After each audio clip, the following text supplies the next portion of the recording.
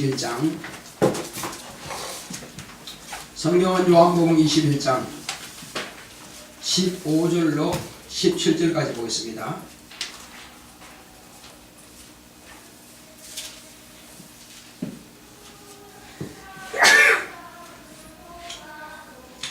요한복음 21장 15절로 17절. 저희가 조반 먹은 후에 예수께서 시몬 베드로에게 이르시되 요한의 아들 시몬아 내가 이 사람들보다 나를 더 사랑하느냐 하시니 가로되 주여 그러하외다. 내가 주를 사랑하는 줄 주께서 아시나이다. 가라사대 내 어린 양을 먹이라 하시고 또 두 번째 가라사대 요한의 아들 시몬아 내가 나를 사랑하느냐 하시니 가로되 주여 그러하외다. 내가 주를 사랑하는 줄 주께서 아시나이다. 가라사대 내 양을 치라 하시고 세 번째 가라사대 요한의 아들 시몬아 내가 나를 사랑하느냐 하시니 주께서 세 번째 내가 나를 사랑하느냐 하시므로 베드로가 근심하여 가로되 주여 모든 것을 아시오매 내가 주를 사랑하는 줄을 주께서 아시나이다. 예수께서 가라사대 내 양을 먹이라. 18절까지 하겠습니다. 내가 진실로 진실로 네게 이르노니 젊어서는 내가 스스로 띠뛰고 원하는 곳으로 다녔거니와 늙어서는 내 팔을 벌리리니 남이 내게 띠띠우고 원치 아니하는 곳으로 데려가리라. 아멘. 오늘 말씀의 요약을 보겠습니다.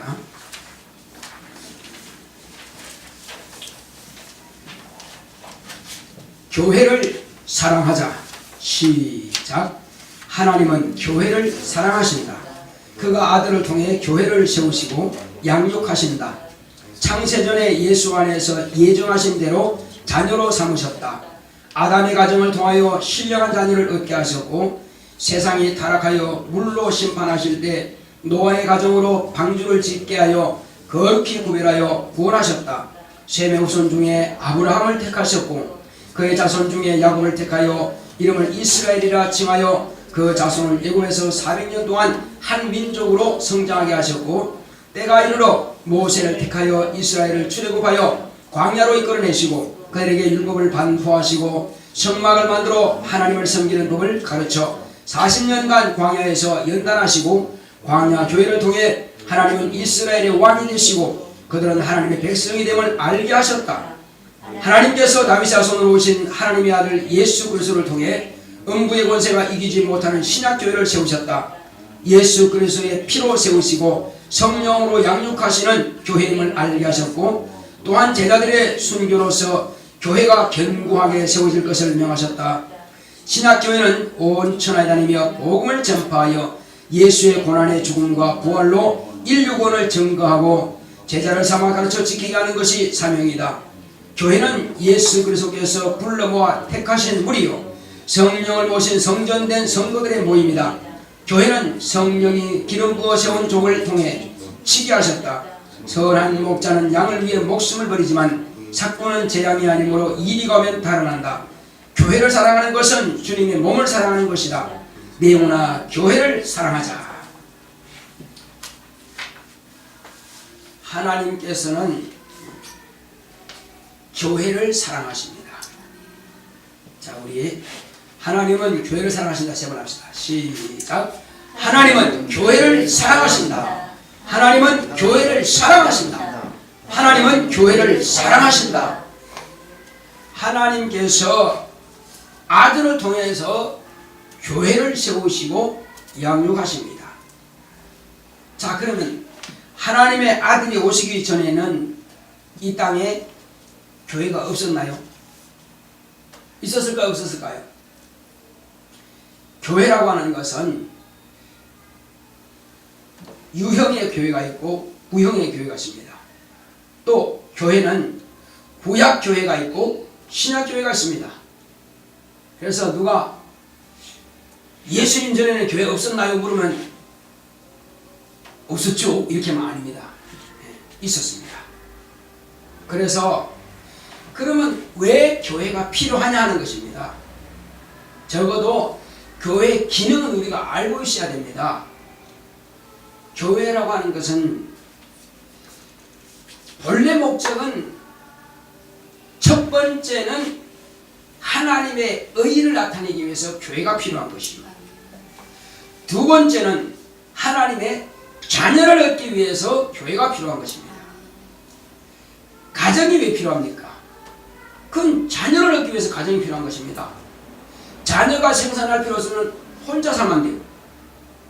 물론 요즘 1인 가정 하는데 가정이라고 하는 것은요, 물론 집가자 뜰정자가 가정이지만은, 그러나 다시 말해서 가족을 의미할 때 가정이라고 말하는 것입니다. 가족 하면은 혼자가 가족이 아니죠. 혼자 그냥 개인이라 그럽니다.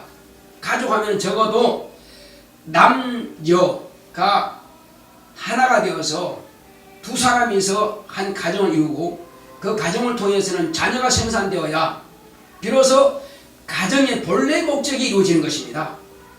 만약에 한 사람으로 된다면은 그냥 아담 한 사람만 딱 지면 끝나는 것입니다. 왜냐하면은 하나님께서 영이 유효하실지라도 왜 하나만 지으시느냐? 이런 경건한 자손을 얻고자 하십니다. 자손이라고 하는 것은 부부가 있어야 자손을 얻는 것이지, 부부가 없으면 남자가 있으면 어떻게 자손을 얻어요? 그래서 먼저는 이 하나님께서는 자손을 얻기 위해서 하는 것이 아니라 먼저는 이 교회를 통해서 하나님의 뜻이 이루어지기를 원한다 이겁니다. 그러면 교회가 없으면 하나님 뜻이 이루어지지 않나요? 될 수가 없죠. 구약교회는 하나님의 아들이 오시는 첩경을 마련하기 위해서 구약교회가 세워진 것이고, 신약교회는 하나님의 아들이 오셔서 비로소 신약교회가 세워지는 것이고, 하나님의 아들 예수 그리스도는 아버지 품에서 나오신 바로 하나님이십니다. 바로 그는 참 하나님이시오, 그리고 참 사람이십니다. 이는 말씀이 육신이 되어 세상에 오신 하나님이시죠. 그런데 그가 이렇게 오신 목적은 뭐냐? 첫째는 아버지께서 아들을 보좌에 앉히시려고 하신 그 의도를 이루기 위해서는 바로 아버지 품에서 나와서 아들로 영으로 가시면 됩니다. 그렇다면은 아버지와 아들은 동등하신 겁니다. 그래서 하나님의 아들이 몸이 되신 것은 천사보다 못한 종의 형상, 곧 육체와 같은, 우리 흙으로 만든 육체와 같은 이 사람이 되기를 원하시는 것은, 이는 아버지를 높이시고 당신을 낮추기 위해서 이와 같이 택하신 것입니다. 본래 이것은 아버지의 뜻이 아니고 아들이 아버지를 높이시고 당신을 낮추기 위한 목적으로서 아버지께 건의한 것입니다. 그래서 아버지께 건의하셔서 당신을 낮추기 위해서는 종의 형체를 할 수밖에 없어요. 천사도 영이기 때문에 우리와 같은 몸이 없습니다. 예수와 같은 그런 몸이 없습니다. 천사는 얼마든지 또 감염될 수가 있고, 천사는 또 다른 모습으로 나타낼 수가 있는 것입니다.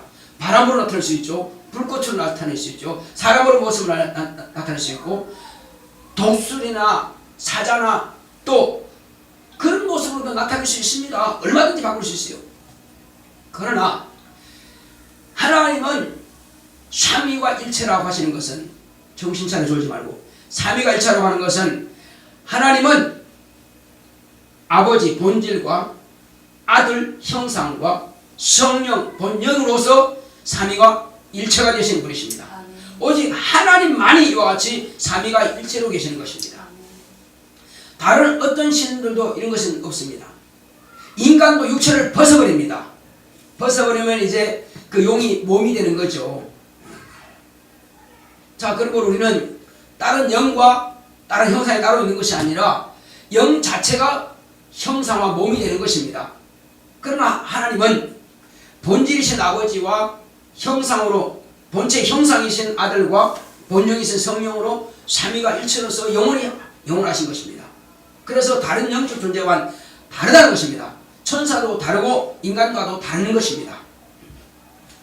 자, 그런 바로 하나님께서 교회를 세우신 것은 이 교회를 통해서 비로소 하나님의 실존을 알게 된다는 것입니다. 그런데 바로 하나님께서 이와 같이 만세 전에, 하늘이 만들어지기 전에, 우주가 만들어지기 전에, 어떤 천사나 피조물도 만들어지기 전에 예수 그리스도 안에서 우리를 자녀 삼으시려고 작정하셨습니다. 그래서 예수 안에서 우리를 하나님 자녀로 택하신 것입니다. 할렐루야. 우리가 복 있다고 하는 것은요, 본래 흙으로 상을 받은 영적, 한마디로 영이 없는 존재로 지원받은 것도 아니고, 그리고 영으로 지원받았지만 아담으로서 이제 예수 그리스도 이전까지의 사건들, 한마디로 이스라엘 백성들이 하나님을 섬기는데 종의 신분으로서 섬기는 것과, 예수께서 오셔서 죽으셨다가 부활하심을 통해서 성령이 우리 안에 오심으로써 자녀로 섬기는 것과, 이후에 예수님께서 재림하시고 난 이후에 이 땅에서 천년왕국 시대 때에 이스라엘 백성들이 또 천년 동안 살아가면서 그는 천년왕국 때에 살 것입니다. 이방인들은 다 죽습니다. 이때 그 사람들의 신분과 각각 다르다는 것입니다. 무슨 신분이냐? 노아 시대 때는 제사로서만 하나님을 어렴풋이라고, 이제 모세를 통해서는 성막을 통해서, 성막과 하나님의 계명을 통해서, 율법을 통해서 하나님을 좀 더 가까이서 알게 되는 것이고, 약속을 받았죠. 너는 내 백성이라는 약속, 나는 너희 하나님이라 약속받았습니다. 그러나 증거를 보지 못했어요. 자, 이와 같이 그들은 그러나 종이라 이겁니다. 그럼 우리의 신분은, 우리는 하나님의 아들이 직접 오셔가지고 우리의 죄화원을 먼저 담당하셨고, 그래서 우리는 예수의 이름을 영접하게 되면 죄가 씻어맞고 완전히 없어져 버립니다. 이스라엘 백성들은 죄를 가지고 죽었습니다. 하나님의 아들이 오셔서 그들의 죄를 소급해서 적용시켜서 죄를 없애하는 것입니다. 하나님을 섬기던 사람들은. 그러나 그들이 죽을 때는 죄를 가지고 죽었어요. 하나님의 아들이 죽었다고 부활하신 날 이후부터는 믿으면 우리 죄가 자체가 없어진다는 것입니다. 그래서 우리만이 하나님의 자녀가 되는 권세를 얻게 되는 것입니다. 그래서 이 시대를 은혜 시대라 하는 것입니다. 과거는 율법 시대요. 언제?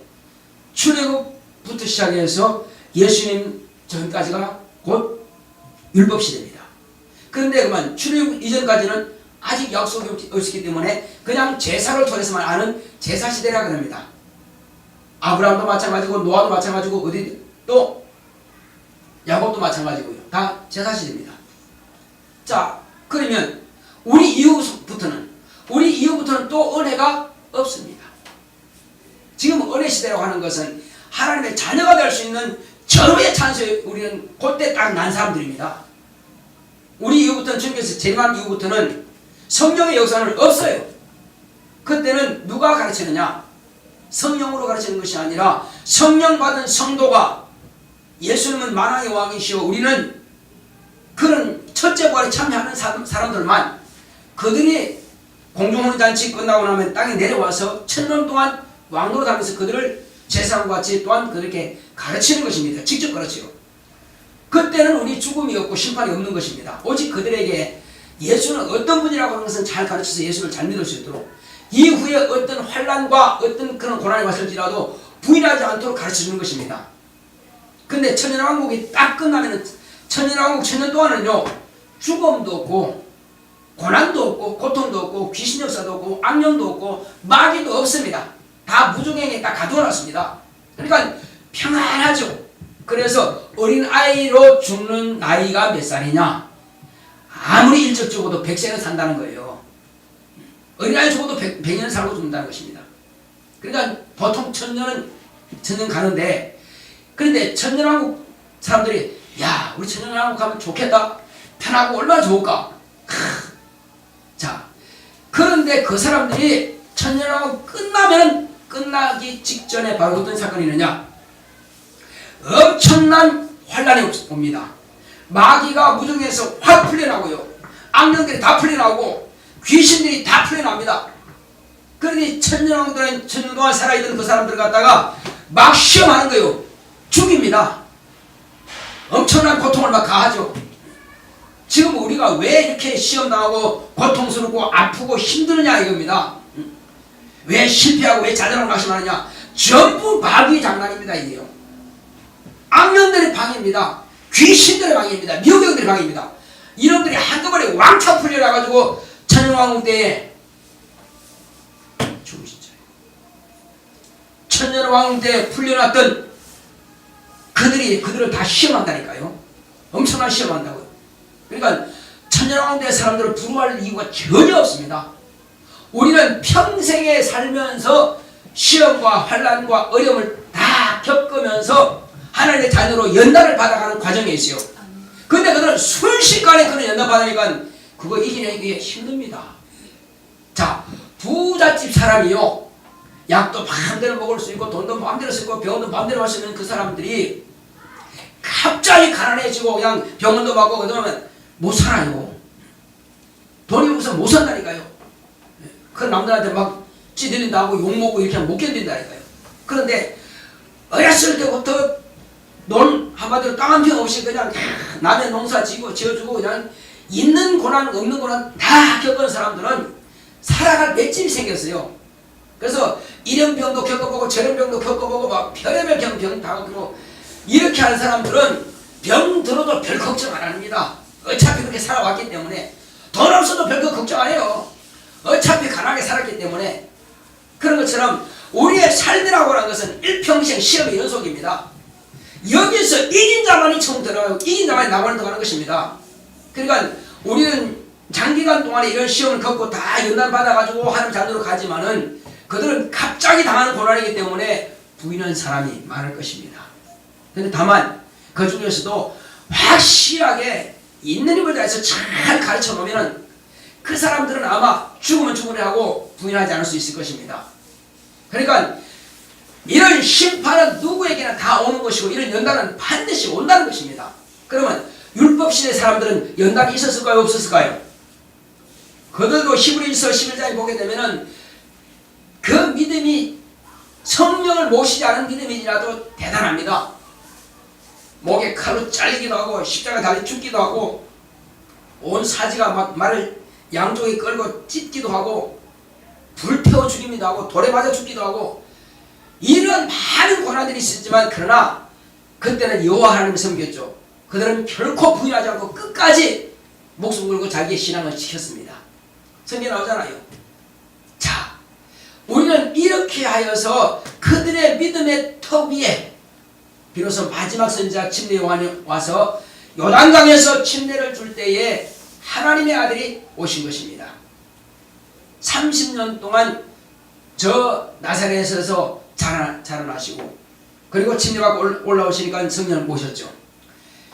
그가 성령을 모시고 나서야 비로소 세상에 최초로 육체를 가진 사람에게 하나님의 영이 임하신 것입니다. 그런 최초로 성령을 모신 분이고 그는 또 부활의 또한 첫 열매입니다. 3년 반 동안 그는 바로 신약 교회를 세우셨는데 예수의 교회를 세운 겁니다. 예수의 교회. 과거에는 여호와 이름으로 하는 이스라엘의 성막을 통해서 이스라엘 백성의 교회였지만은 곧 여호와 이름으로 세워진 교회였지만은 지금은 이제 예수의 교회가 세워진 것입니다. 그때는 구약교회로 지금은 신약교회입니다. 이 신약교회를 통해서는 하나님의 아들이 뭘 말씀하십니까? 회개하라! 천국이 가까이 왔다. 예수님 시대는 천국이 가까이 온 것입니다. 자, 그럼 우리는 지금은 뭐라고 전파할까요? 예수님께서는 그때 함께 동행하셨기 때문에 천국이 가까이 왔습니다. 여러분들은 전도할 때 어떻게 하는 것이 가장 정확한 전도가 될까요? 회개하라, 네 죄사함 받았느니라. 할렐루야. 예수님 때는 아직 죄사함 받지는 못한 것입니다. 왜? 예수의 피뿌림이 있어야 죄사함 받지.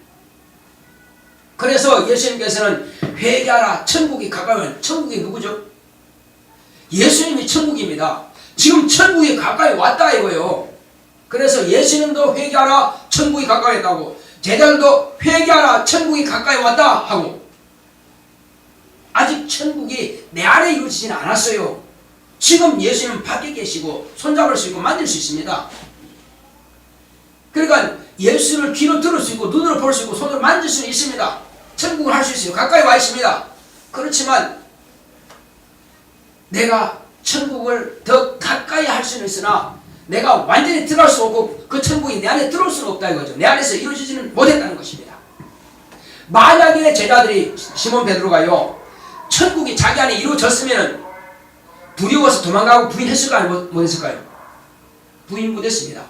천국이 내 안에 이루어지지 못했기 때문에 아직은 안 된다는 것입니다. 그래서 주는 그리스도시여 살아계신 하나님의 아들이십니다 했을지라도 바요나 시몬아 네가 복이 있다. 그러나 이것을 알게 한 이는 너의 요한이라고 하는 네 아버지의 혈통으로부터 오는 그 지식으로 아는 것이 아니라는 것입니다.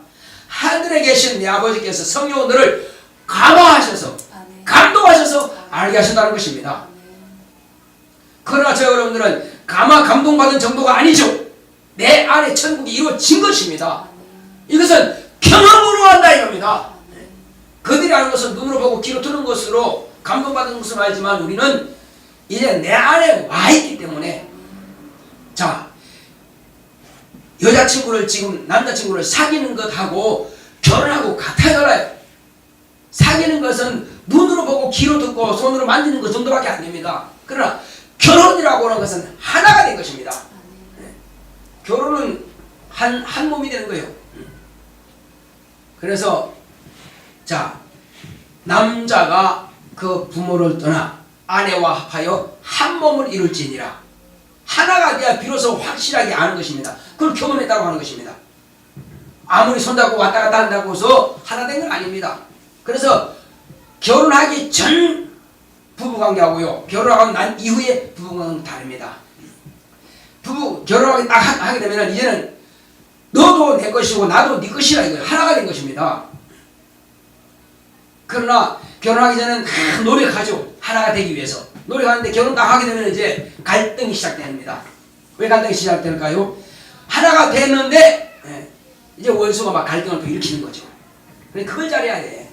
그런 갈등을 잘 겪고 나야지 비로소 이제 그 가정에서 싹이 나서 씨가 맺히게 되는 것입니다. 자, 지금 제가 말씀드리고자 하는 뭐냐? 이와 같이 예수님께서 오시기 전에도 하나님의 아들이 오시기 전에도 교회는 있었는데 이 교회가 이루어지게 하기 위해서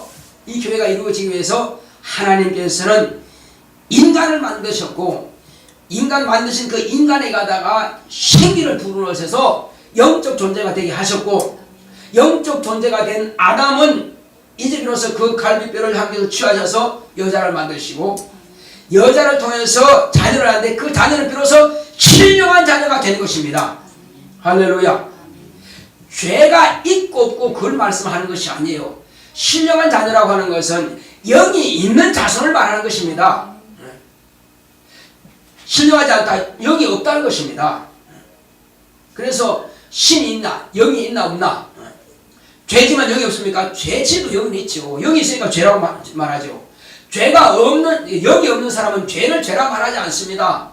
우리가 죄하는 것은요, 하나님과의 관계에 있어서 죄라고 말하는 것이죠. 하나님과의 관계 없는 사람들은 죄를 지금 죄인지 모릅니다. 자, 여러분들 제가 한 가지 질문해 보겠습니다. 우리 인간이 가장 큰 죄가 뭡니까? 인간, 영적 존재가 된 우리 인간이 가장 큰 죄가 뭐죠? 자범죄. 하나님을 모르는 죄가 가장 큰 죄입니다. 그보다 더 큰 죄는 없어요. 살인죄보다 더 큰 죄는 하나님을 모르는 것입니다. 인간을 지으신 목적은 하나님의 뜻을 위해서 만드셨는데 하나님을 알라, 힘써 알라 이거요. 그러나 우리는 더 이상 하나님을 알라 하지 않아도 압니다. 성령을 모셨다고 해서 내 안에 하나가 이루어졌기 때문에 결혼한 사람이 여보세요, 내 안에 알아요? 여기 우리 안에 있다는데 우리 안에 누구죠? 좀 찾아주세요. 그건 아직 결혼하지 않은 겁니다. 아무리 수많은 사람이 있다 할지라도 자기 안에는 딱 알아요. 다 압니다. 그것처럼 예수님이 누구죠? 아직 경험 못한 사람이에요. 남편을 경험 못한 사람이에요. 교회라고 하는 것은 예수의 아내라고 그러는데 예수의 아내단 우리가 예수를 아직도 누군지 모른다는 것은 아직 남편 되지 않았다는 것입니다. 결혼 아직 못했다는 거예요. 물과 성령으로 거듭난 사람은 예수를 하나님 바로 자기 남편인 줄 안다 이겁니다. 내가 하나님의 그 예수는 내 남편인 것을 알고 나는 예수의 아내인 것을 알게 된 것입니다. 자, 그런데 이후로 신령한 자녀가 낳지만은 그러나 죄가 들어온 아비로부터 죄를 유산받았다 이거죠. 죄를 가지고 있는데 이제 이 죄를 가지고 있는 사람들은 또 육체로 돌아가기를 원한다 이겁니다. 그래서 창세기 보게 되면은 이제 하나님의 아들들이 사람의 딸들을 기뻐하여 아내로 삼은지라 그랬습니다. 이게 무슨 말입니까? 하나님의 아들들은 누구고 사람의 딸들은 누굽니까? 그때도 하나님의 아들들이 있었나요? 제가 말씀드립니다. 그때에 아담에게 생기를 불어넣어서 생명이 된 사람들은 장차 하나님의 아들이라고 하는 신분을 얻게 되는 신령한 자녀들입니다. 이 신령한 자녀들이 아직 아담의 자손이 아닌 영이 없는 그 당시에 아담이 부모를 떠나서 아내와 합해서 한 가정이 이렇습니다. 자, 보면은 남자가 부모를 떠나겠다 그랬습니까? 여자가 부모를 떠났다 그랬습니까? 성경에는 남자라고 기록되어 있죠. 그러니까 남자가 부모를 떠난다는 것은 아담은 부모가 있는 것이고 아담의 갈비를 통해서 난 그는 부모가 없습니다. 그러므로 그는 배꼽이 없을 것입니다. 왜? 태로 난 게 아니기 때문에 탯줄이 필요 없다 이거죠. 아담의 갈비로 만들어졌으니까 그는 부모가 있는 것이 아니라 오직 남편밖에 없습니다. 그 전에 하나님께서 흙으로 남자 여자를 지으시니라. 그는 당연히 부모는 자기들이 처음 조상이고요. 그 자손을 통해서 오죠. 이 땅에 수가 충만할 때 한 사람을 택하여 가장 경건한 자손을 얻을 만한 그런 탁월한 사람 그 한 사람에게만 생기를 부어넣으신 것입니다. 그러면 아담 그 이전의 사람들은 그 조상들은 그래서 그 숫자가 아담 한 사람 가정만 영적인 존재고 그 외에는 영이 없는 사람들입니다. 그래서 영이 없는 그때는 키가 장대하고 천년을 산 사람들입니다. 아담도 900 몇 살이죠. 그 중에서 아담의 자손 가운데에서 누구를요? 이제 신령한 사람들이 영이 없는 그런 사람들의 딸들을 기뻐해서 결혼했더라 이거죠. 자, 그러면 여러분 어떻게 될까요? 여기는 지금 영이 없는 사람이고 여기는 아담의 자손 신령한 영이 있는 사람들이요. 결혼했어요. 뭐가 나올까요? 영이 있는 자손이 나올까요? 영이 없는 자손이 나올까요? 영이 없는 자손이 나옵니다. 여자와 남자가 다 영이 있어야 영적인 자손이 나오고요. 여자가 영이 없고 남자가 영이 있으면 영이 없는 자손이 나옵니다. 또 여자가 영적인데 영이 있는데 남자가 영이 없다. 역시 영이 없는 자손이 나오고 맙니다. 1 곱하기 0이나 0 곱하기 1이나 같아요 달라요? 같아요 달라요? 같죠? 1 곱하기 0이나 0 곱하기 1이나 같은 것입니다. 뭐가 돼요? 0이 되죠. 1 곱하기 1은 1이죠. 근데 1 더하기 1은 2가 되는 것입니다. 이해 좀 가세요? 아담은 그러므로 영이 있는 자손입니다. 그러므로 하나님께서 그 가운데에서 비록 죄를 가지고 있다 할지라도 아담의 아들 가운데서 아담의 딸이 또 나왔을 것입니다. 그러므로 아담의 딸과 아담의 아들이 결혼해서 나온 자들은 다 영이 있는 자손이에요. 그래서 하나님께서 노아 때에 하나님께서 세상을 보시니까는 세상이 폐괴했더라. 폐괴가 무슨 말이죠? 깨어졌다는 것입니다. 뭐가 깨어진 겁니까? 그것은 윤리 도덕이 깨졌다는 말이 아닙니다. 어차피 윤리 도덕은요, 아담의 아들 가인이 아벨을 쳐 죽이는 것, 윤리 도덕은 깨진 거죠. 지금 그걸 말씀하신 것이 아닙니다. 비록 그렇게 하더라도 그들은 버리지 않았어요. 하나님께서 이를 위해서 쓰시는데, 다시 인간을 만드신 것이 아니라 쓰시는데, 이제 이 아담 자손 가운데에서 영이 있는 자들과 같이 결혼하면 그 자손이 다 신령한 자손이 나옵니다. 근데 아담 자손과 영이 없는 사람과 결혼하면은 그것이 폐괴했다는 것입니다. 영이 없는 자손이 나오더는 이미 하나님의 약속이 깨지고 영적이 한마디로 무영적인 존재가 나온다는 것입니다. 이것이 수가 많아져요. 그러면 나중에 수가 많아지면요, 누가 영이 있는지 누가 없는지 다 결혼하게 되면 결국은 다 영이 없는 자가 끝나버리기 때문에 이 땅에 사람이 수억이 있다 할지라도 다 영이 없는 자손이 되고 말 것입니다. 그러면 하나님의 뜻은 이루어질 수가 없죠. 그래서 하나님의 뜻을 이루기 위해서 가만히 보았더니 그 가정 전체가 다 영이 있는 자손들만 구성되어 있더라. 누구였죠? 노아입니다. 노아의 아들과 노아의 아들 셋과 노아의 자부들 밖에 다 영이 있더라 이거요. 폐기하지 않았더라. 그 가정만 택하여서 신령한 자손을 계속 이어가기 위해서 택하여서 방주를 만들고 옮겨놓고 그 외에는 싹 다 물라수정시키는 겁니다. 영이 없는 자들과 영이 있는 자들은 결혼하게 되면 다 그냥 짐승과 같이 끝나버리기 때문에, 그래서 비로소 노아의 가정을 통해서만 신령한 자손들이 다 나오게 되죠. 그래서 그 중에서 특히 노아의 장자 셈의 후손 가운데서 이제 아브람이라고 하는 사람을 하나님께서 유심히 보십니다. 보았더니 그는 하나님을 섬기고자 하는 그 마음이 있더라 이거요. 그래서 영을 가진 사람들은 항상 신에 대한 사모함이 있어요.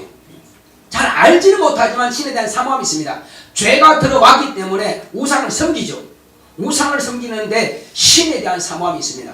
우상을 왜 섬깁니까? 영적 존재가 아니면 우상이 없습니다. 영적 존재가 되었기 때문에 우상을 섬기는 것입니다. 짐승 우상 섬기는 거 없어요. 오직 인간만이 우상 섬기는 게 있습니다. 그러니까 아담 이전 사람들은 우상 섬기는 게 없습니다. 왜? 육체가 전부였기 때문에. 그러나 아담 이후의 사람들은 하나님을 떠났지만은 하나님을 대행할 자를 찾는 것입니다. 그래서 이것저것 찾아다니죠. 마귀는 또 그렇게 해서 그들을 세웁니다. 니무롯이라고 하는 자가 최초로 우상을 섬기게 돼요. 니무롯이라는 말 들어봤죠? 그는 활을 잘 쏩니다. 그런데 그는 자기가 우상이 되는 것입니다. 자기가 그 많은 사람들을 통치하면서 니무롯이 나중에 여러 우상들을 막 섬기게 되는 거죠.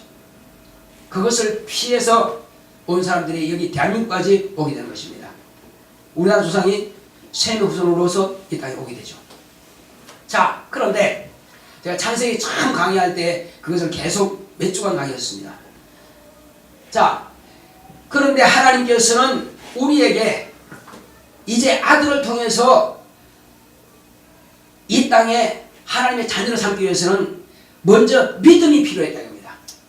그래서 노아의 가정은 신령한 자손이었고 노아도 역시 하나님의 말씀을 그대로 순종하여 방주를 만들어서 그 가정을 구원한 것입니다. 이후로 아브라함을 택하여서 아브라함은 하나님을 참으로 경외하는 사람이라고 하는 것을 성경을 말씀하고 있습니다. 그 믿음을 보신 거예요. 하나님의 능이 없는 것을 있는 것 같이 부르시고 또 죽은 자를 산자같이 불러내실 분이신 줄을 아는 것입니다. 그래서 한 번의 예배 성공을 해서 독자라도 하나님께 내어드린 것입니다. 이것이 믿음이에요. 이것이 살아있는 예배입니다. 이 한 번의 예배라고 하는 것은 우리가 예배가 두 번 있다고 볼 수 없어요. 오늘 이 시간 예배는 다음 주는 이 시간 예배가 아닙니다. 그래서 이 시간 예배는 목숨 걸고 드리는 예배라는 말이에요. 자, 제암리 교회라고 하는 데가 있는데 저기는 일제시대 때 예배를 드립니다. 그러면 저 일제 순사가 와가지고요 이 교회를 폐쇄시키겠다.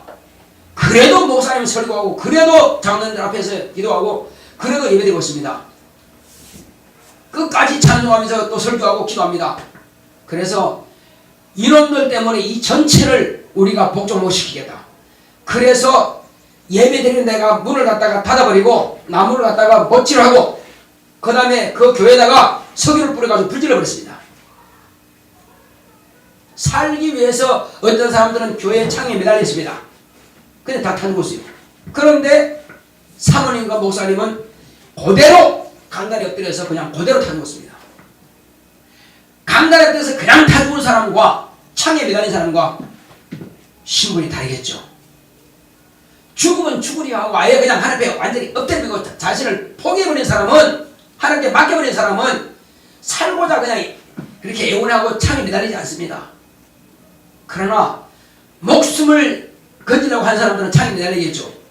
믿음이 여기 드러나는 것입니다. 앞으로 우리나라가 어떤 형국이 올지는 아무도 모릅니다. 근데 중요한 것은 이번 선거가 바로 그때라입니다. 다른 때가 아니고 이번 선거 그때입니다.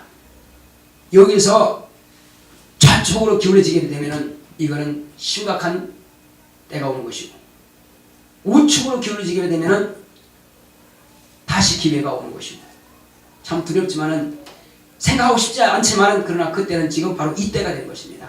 자, 지금 내가 그 말씀을 드리고자 하는 것이 아니라 이때에 아브라함을 통해서 믿음의 씨를 본 것입니다. 내 자손을 통해서 만민이 복을 받을 것이다. 복을 가진 자가 온다는 것입니다.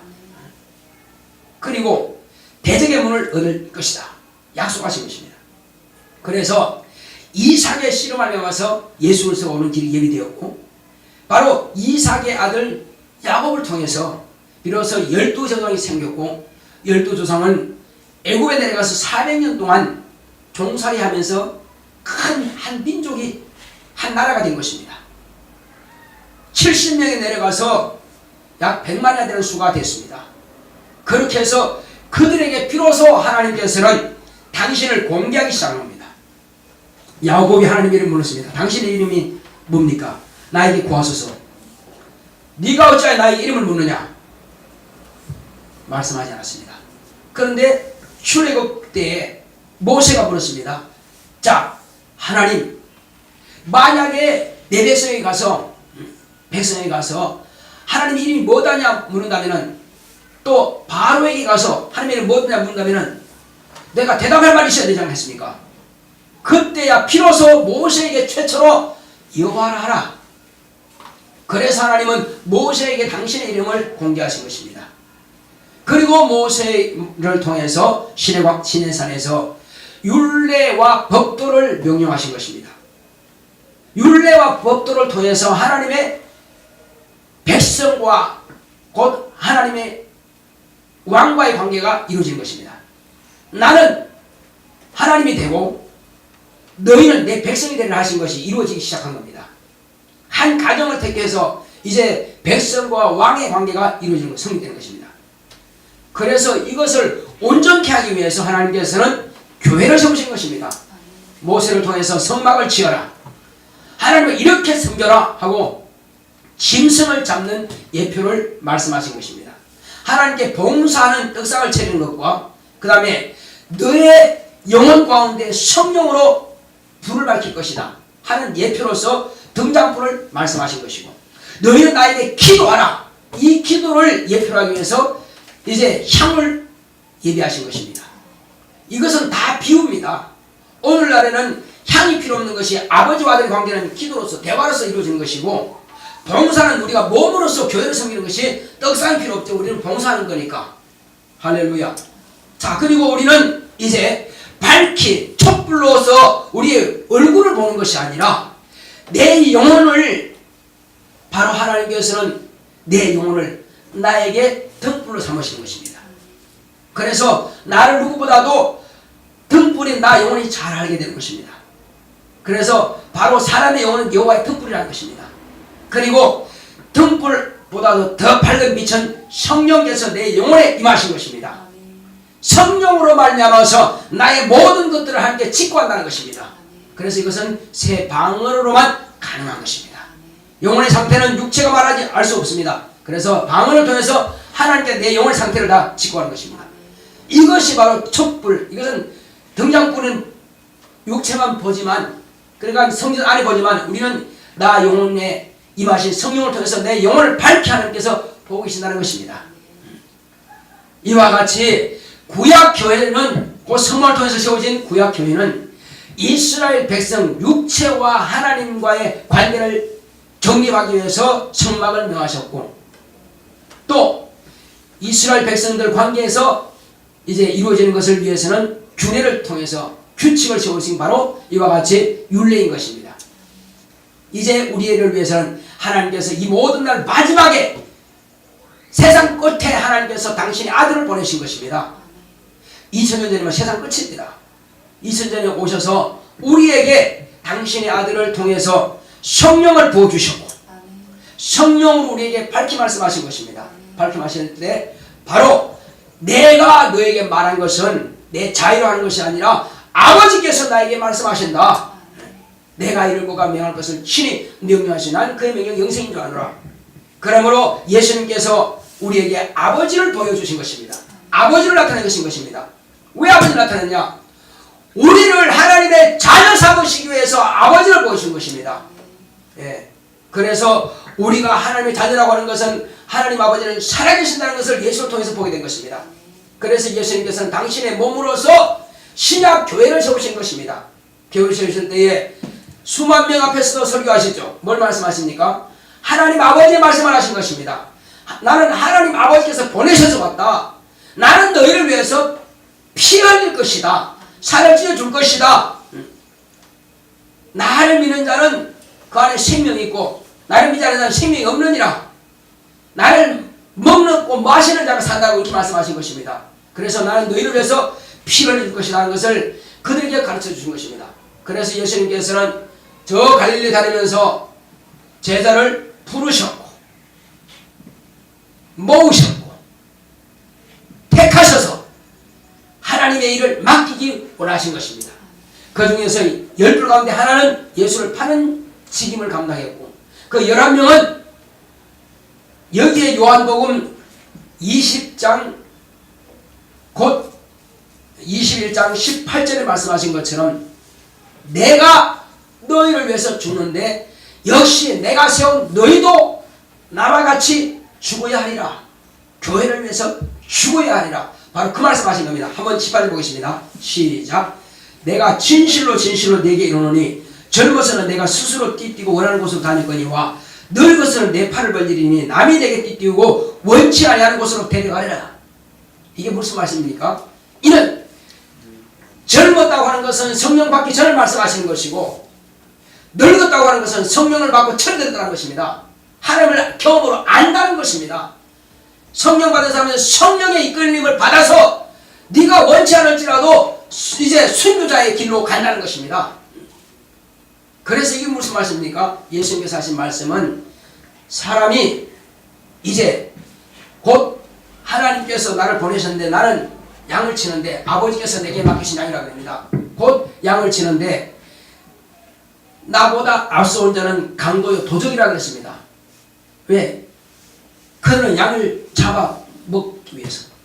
그래서 예수님께서 오셨지만은 대제사장들과 세관들과 율법사들은 자기들을 섬기게 하고 하나님의 아들을 하나님께로 보내지 않은 것입니다. 이 도적이라 이겁니다. 그러니까 자 농부가 포도 농부처럼 말이요. 소치를 받아 보냈지만 아들 죽였잖아요. 그와 같은 것입니다. 도적이 광도라 이겁니다. 그래서 오직 했으면 예수님께서 그들에게 이 독사의 새끼들아 말씀하신 거예요. 뱀의 자식아 독사의 새끼들아 사단이라 이겁니다. 사단의 자식이라 이겁니다. 그러나 예수님은 선한 목자라. 예수님께서 오신 것은 곧 죽어가는 양을 살리기 위해서 당신의 목숨을 내놓는 것입니다. 그들은 하나님의 양들을 알지 못하기 때문에 자기들을 섬기기 위해서 했기 때문에 마귀가 유혹하는 대로 끌려가도록. 그래서 내가 보니까는 양이 다 흩어진다. 목자가 없다 이겁니다. 대제사장이 있으면 뭐래.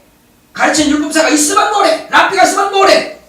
하나님의 뜻을 모르는데 하나님의 뜻을 알았으면 하나님의 아들을 그렇게 못 박지 못했습니다. 못 박았다는 것은 보지 못한 것입니다.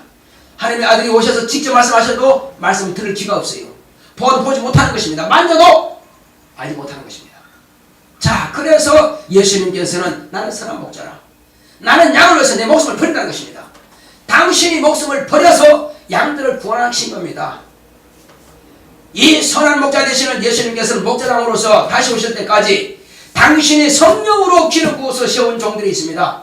제자들은 성령 받음으로 비로소 이 베드로처럼 원치 않는 것을 걸려가서 다 순교당한 것입니다. 양을 위해서 순교당한 것입니다. 그때 로마 시대입니다. 로마 시대 때 기독교 박해가 있었죠. 그때 엄청난 박해입니다. 자기가 로마에 불을 질러놓고는 뭘 했습니까? 기독교에 불을 질렀다고. 누가 그랬죠? 네로왕비가 그랬죠. 그러니까 엄청난 사람들이 다 화형받기도 하고 십자가에 매달려 죽기도 하고 또 사자굴 속에 들어가서 죽기도 하고 이렇게 엄청난 박해가 있습니다. 그렇지만 제자들은 차라리 죽음을 택한 것입니다. 그들이 안 죽었다면 아마 다 도망갔을 것이고 예수는 끝났을 것입니다. 믿음은 끝났을 것입니다.